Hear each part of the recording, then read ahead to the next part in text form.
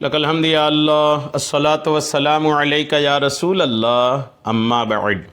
سلسلہ ہے تذکرہ اسلاف کا۔ اس مبارک سلسلے میں ہم اپنے اسلاف کا ذکر خیر، ان کے یوم ولادت اور عرس کی تاریخوں پر کرنے کی سعادتیں حاصل کرتے ہیں۔ اس سلسلے میں آج جس عظیم الشان شخصیت کا ہم ذکر خیر کرنے جا رہے ہیں وہ ہیں نواسہ مصطفیٰ شہزادہ علی حضرت سیدنا امام حسن مجتبی رضی اللہ تعالیٰ عنہ۔ آج آپ کا ذکر خیر ہم اس مناسبت سے کرنے جا رہے ہیں کہ 15 رمضان المبارک آپ کے ولادت کی تاریخ ہے۔ 15 رمضان آپ کے ولادت کی تاریخ پر آپ کی بارگاہ میں خراج عقیدت پیش کرتے ہوئے یہ بیان ہم آپ تک پہنچانے کی سعادتیں حاصل کر رہے ہیں۔ چونکہ حضرت سیدنا امام حسن مجتبی رضی اللہ تعالیٰ عنہ پنجتن پاک کا ایک حصہ ہیں۔ آپ کے پنجتن پاک کے حصہ ہونے کی نسبت سے آپ کی زندگی کے 5 واقعات ہم آپ کو پیش کر رہے ہیں۔ آئیے توجہ کے ساتھ اول تا آخر سماعت فرمائیے۔ عارف باللہ حضرت سیدنا نور الدین عبد الرحمن جامی رحمۃ اللہ تعالیٰ علیہ یہ فرماتے ہیں کہ امام علی مقام حضرت سیدنا نور الدین جامی رحمۃ اللہ تعالیٰ علیہ وقت کے عظیم الشان بزرگ ہیں۔ انہوں نے نقل کیا ہے، یہ کہتے ہیں کہ حضرت سیدنا امام حسن مجتبی رضی اللہ تعالیٰ عنہ ایک مرتبہ سفر کے دوران کھجوروں کے باغ سے گزرے جس کے تمام درخت خشک ہو چکے تھے۔ ایک ایسا درخت کھجور کا جس کے سارے ایک ایسا باغ کھجوروں کا کہ جس کے سارے درخت خشک ہو گئے تھے، یعنی سوکھ چکے تھے، پت جھڑ جیسا حال ہو گیا تھا۔ حضرت سیدنا عبداللہ ابن زبیر رضی اللہ تعالیٰ عنہما حضرت امام حسن مجتبی کے ساتھ تھے۔ حضرت امام حسن رضی اللہ تعالیٰ عنہ نے اس باغ میں پڑاؤ ڈالا، یعنی قیام کیا، آپ رکے وہاں پر۔ باغ کون سا؟ کھجوروں کا جس کے سارے درخت خشک ہو چکے تھے۔ خدام نے، آپ کے امام حسن رضی اللہ تعالیٰ عنہ کے خادموں نے ایک سوکھے درخت کے نیچے آرام کے لیے حضرت امام حسن کا بچھونا بچھا دیا، بستر لگا دیا۔ حضرت سیدنا عبداللہ ابن زبیر رضی اللہ تعالیٰ عنہما نے بارگاہ امام حسن مجتبی میں عرض کی، اے نواسہ رسول، کاش اس سوکھے درخت پر تازہ کھجوریں ہوتی کہ ہم سیر ہو کر کھاتے۔ جب امام حسن مجتبی رضی اللہ تعالیٰ عنہ نے یہ سنا تو یہ سن کر حضرت امام حسن مجتبی رضی اللہ تعالیٰ عنہ نے آہستہ آواز میں دھیرے سے کوئی دعا پڑھی۔ اس دعا کو پڑھنا تھا کہ امام حسن رضی اللہ تعالیٰ عنہ کے اس دعا پڑھنے کی برکت سے چند لمحوں میں، یعنی تھوڑی دیر میں، وہ سوکھا درخت سرسبز و شاداب ہو گیا اور اس میں تازہ پکی ہوئی کھجوریں آ گئیں۔ یہ منظر دیکھ کر ایک اونٹ ہانکنے والا ادھر سے گزر رہا تھا، وہ کہنے لگا یہ سب جادو کا کرشمہ ہے۔ امام حسن رضی اللہ تعالیٰ عنہ نے دعا پڑھی اور فوراً وہاں جو کھجور کا سوکھا ہوا درخت تھا سرسبز و شاداب پھلدار ہو گیا۔ ایک اونٹ ہانکنے والا چرواہا کہنے لگا یہ جادو کا کرشمہ ہے، وہ امام حسن کو پہچانتا نہیں تھا۔ عبداللہ ابن زبیر رضی اللہ تعالیٰ عنہما نے اس چرواہے کو ڈانٹا، اس اونٹ ہانکنے والے کو ڈانٹا، فرمایا توبہ کر، یہ جادو نہیں بلکہ شہزادہ رسول کی دعائیں مقبول ہے۔ امام حسن رضی اللہ تعالیٰ عنہ کی مقبول دعا کا اثر ہے کہ سوکھے ہوئے کھجور کے درخت ہرے بھرے بھی ہو گئے اور ساتھ میں اس میں پھل بھی آ گئے۔ پھر لوگوں نے درخت سے کھجوریں توڑی اور قافلے والوں نے، آپ کے ساتھ والوں نے خوب کھائیں۔ شواہد النبوہ کے صفحہ نمبر 227 میں یہ واقعہ مذکور ہے۔ راکب دوش شہنشاہ امم، یا حسن ابن علی کردو کرم، فاطمہ کے لال حیدر کے پسر، اپنی الفت دو مجھے دو اپنا غم۔ رسول اکرم ایک واقعہ آپ نے سنا، دوسرا واقعہ سنیے۔ رسول اکرم نور مجسم صلی اللہ تعالیٰ علیہ وسلم کی چچی جان حضرت سیدتنا ام الفضل رضی اللہ تعالیٰ عنہا نے آقا کریم علیہ السلام سے اپنا ایک خواب بیان کیا۔ یا رسول اللہ صلی اللہ تعالیٰ علیہ وسلم، میں نے خواب میں دیکھا کہ آپ کے جسم مبارک کا کوئی حصہ میرے گھر آیا ہے، آپ کے بدن کا کوئی حصہ میرے گھر آیا ہے۔ یہ سنتے ہی آپ علیہ السلام نے ارشاد فرمایا کہ تم نے اچھا خواب دیکھا، فاطمہ کے یہاں بیٹا پیدا ہوگا اور تم اسے دودھ پلاؤ گی۔ آقا کریم علیہ السلام نے اس خواب کی تعبیر یہ ارشاد فرمائی۔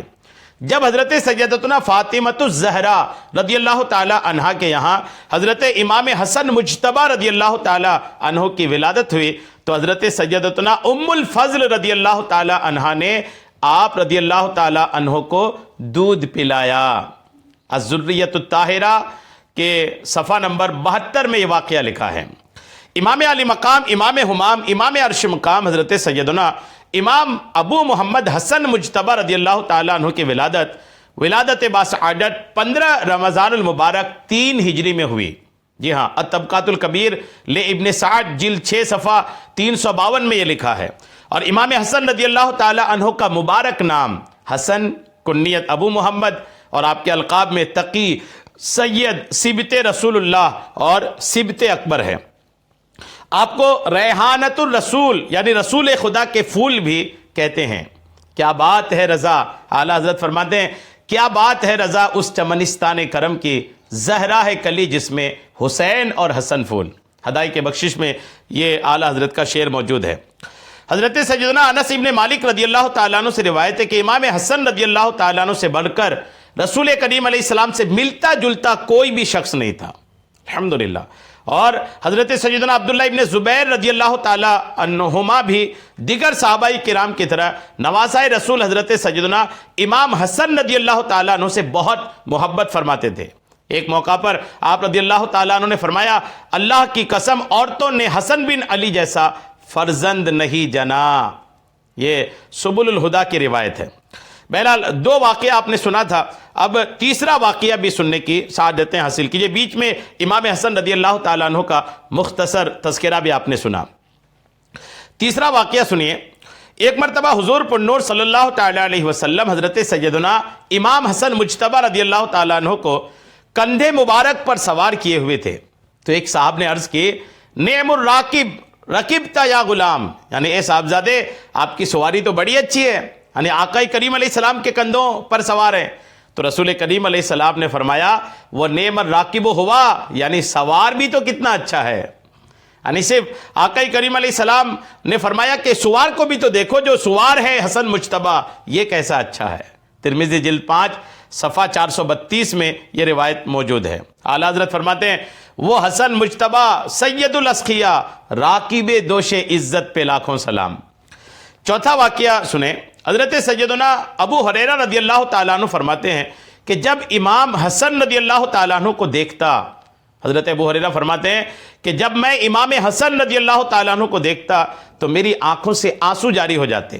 اور نبی کریم علیہ السلام ایک دن باہر تشریف لائے، مجھے مسجد میں دیکھا، میرا ہاتھ پکڑا، میں ساتھ چل پڑا۔ آپ علیہ السلام نے مجھ سے کوئی بات نہ کی، یہاں تک کہ ہم بنو قینقاع کے بازار میں داخل ہوئے اور پھر ہم وہاں سے واپس آئے تو آپ علیہ السلام نے فرمایا، چھوٹا بچہ کہاں ہے، اسے میرے پاس لاؤ۔